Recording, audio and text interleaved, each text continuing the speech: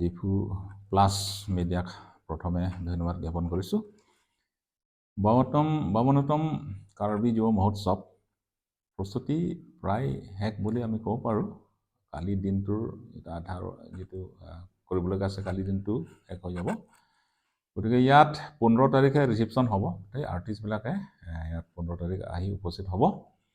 গতিকে আমাৰ ইয়াত 16 তাৰিখ ৰাতিপুৱা 9টাৰ পৰা ইয়াত ৰংগেটং বা আমাৰ কালচাৰেল প্ৰচেশ্যন আৰম্ভ হ'ব। যিটো কালচাৰেল প্ৰচেশ্যন পৰা আৰম্ভ কৰি আমি তাত পতাকা উত্তোলন কৰিব। এই পতাকা উত্তোলন কাৰ্যসূচীত আমাৰ কাৰ্বি আংলং অটোনমাছ কাউন্সিলৰ chief executive member doctor Tuliram ডাঙৰীয়াই ইয়াত মুখ্য অতিথি হিচাপে ইয়াত উপস্থিত থাকিব। আৰু ইয়াৰ পাছত আমাৰ ইয়াত এইটো কালচাৰ আইটেম যিবিলাক আমি কম্পিটিশ্যনৰ আমি দিছোঁ, এই কম্পিটিশ্যন তেতিয়া আৰম্ভ হ'ব। ৰাংচেল চাৰ্কো ফিল্ডত পতাকা উত্তোলন হ'ব।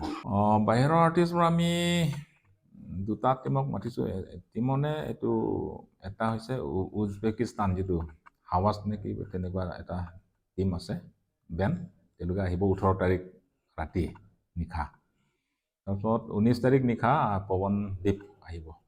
কাৰ্পাছ অকল ভিআইপিবিলাকক দিম, তেওঁলোকে ইয়াত ভিতৰতো আহিব পাৰিব। আৰু বাকী পাব্লিকক আমি টেক্সো নলওঁ, কাৰ্পাছো নিদিওঁ, কিন্তু তেওঁলোকে পাৰ্কিং ফিটো দিব লাগিব ইমানে। কমাৰ্চিয়েল অটো বা বাছ কমাৰ্চিয়েলবিলাকক এইটো টেক্স ল'ব, কিন্তু কিমানকৈ ল'ব এইটো ট্ৰান্সপৰ্ট ডিপাৰ্টমেণ্টহে এইটো সিদ্ধান্ত ল'ব। ৰাইজক আমি আন বছৰৰ দৰে এই বছৰো সকলোৱে আহি ইয়াত ফূৰ্তি কৰিব লাগিব। মানে আমাৰ নিজৰ সংস্কৃতি লগতে আমাৰ যিটো নৃত্য থাকিব আৰু মডাৰ্ণ ছঙো থাকিব।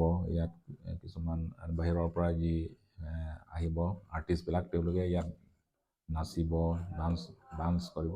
মানে সকলোৱে আহি ইয়াত মুঠতে বছৰেকত এবাৰ আমি সকলোৱে গোট খাই ইয়াত ফূৰ্তি কৰাৰ কাৰণে সকলোৱে আহিলে ভাল হ'ব।